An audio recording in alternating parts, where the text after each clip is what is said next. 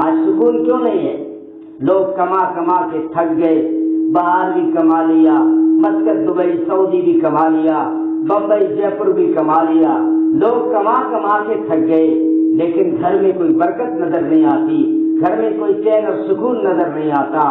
اس کی وجہ یہ ہے کہ گھر میں بے نمازی بیٹھے ہوئے ہیں۔ عبد القادر جیلانی فرماتے تھے، بہت بڑے پیر گزرے ہیں علامہ عبد القادر جیلانی رحمت اللہ علیہ، وہ فرماتے تھے ایک بے نمازی کی وجہ سے 40 گھروں کی روزی کی برکت اٹھ جاتی ہے۔ اگر ایک بے نمازی ہو محلے میں تو پورے محلے کی رزق کی برکت اٹھ جاتی ہے، تو ہمارا کیا حال ہوگا کہ ہر گھر میں بے نمازی، ہر گھر میں بے نمازی، فجر میں سوئے ہوئے ہوتے ہیں، سناٹا۔ کتنی بدبختی کی بات ہے، کتنی بے غیرتی کی بات ہے، اور کتنی بے شرمی کی بات ہے کہ عورت بھی 9 بجے تک پڑی سوئی رہتی ہے۔ یہ تمہارا سونے کا کوئی ٹائم ہے؟ رات کو جلدی سو جایا کرو اور صبح جلدی اٹھا کرو، اپنی زندگی کا رخ بدلو، یہ جانوروں کی زندگی سے نکلو۔ یہ یورپ کی زندگی ہے، یہ انگریزوں کی زندگی ہے کہ وہ رات کو 2 بجے تک جاگتے ہیں اور رات پھر صبح 9-10 بجے تک پڑے رہتے ہیں۔ یہ جانور کی زندگی ہو سکتی ہے، یہ کتے اور گدھے کی زندگی تو ہو سکتی ہے، لیکن انسان کی زندگی نہیں ہو سکتی۔ انسانی زندگی پہ واپس آؤ۔ ان عورتوں کو تم نے سنا ہوگا کہ کبھی تمہارے گھر میں وہ ہاتھ سے چلانے والی چکی ہوتی تھی، اس چکی کو کھینچنے کے لیے عورتیں رات کو 4 بجے اٹھ جاتی تھی۔ جب تک تم 4 اور 5 بجے تک نہیں اٹھو گی، تب تک ہماری زندگی کے مسائل حل نہیں ہوں گے، تب تک ہمارے گھر میں روزی کے برکت کے دروازے نہیں کھل سکتے۔ نبی نے فرمایا جو فجر کے بعد سوتا رہتا ہے اس کی برکت اٹھا لی جاتی ہے، اس کا چین اور سکون چھین لیا جاتا ہے۔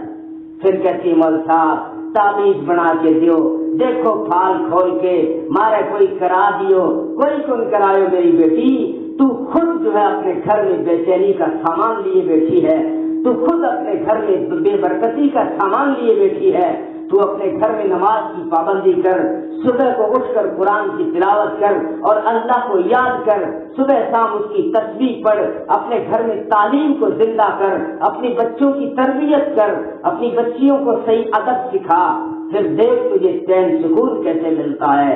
تعویذ سے سکون نہیں ملا کرتا۔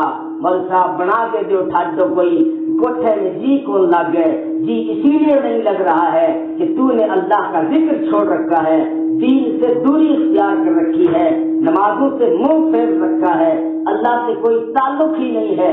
صبح اٹھتی ہیں پہلا ہاتھ چولہے میں، چائے سے زندگی شروع ہوئی، شام کو کھا کے سو گئے، یہ کوئی زندگی ہے؟ ایسے تو جانور بھی کھانا پینا کر رہے ہیں، تمہیں تو ہمیں تو اللہ نے انسان بنایا اور پھر مسلمان بنایا، پھر پاکیزہ زندگی دی، پھر قرآن دیا، پھر محمد جیسا نبی دیا صلی اللہ علیہ وسلم، ایک پاکیزہ زندگی دی اور عورت کو حیا کی چادر دی اور تجھے عزت کے لیے تجھے پردہ دیا۔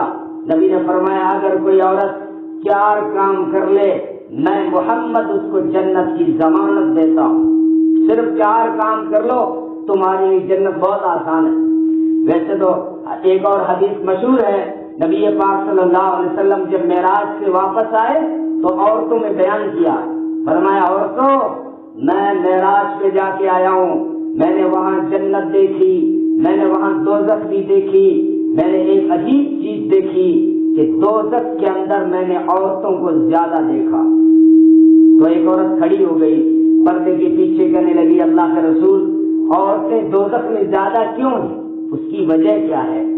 نبی نے فرمایا اس کی وجہ یہ ہے کہ تم لعن اور طعن بہت کرتی ہو، لعن طعن بہت کرتی ہو، اور دوسری چیز تمہاری زبان پہ ناشکری کے جملے ہوتے ہیں، تم اپنی شوہر کی نافرمانی بہت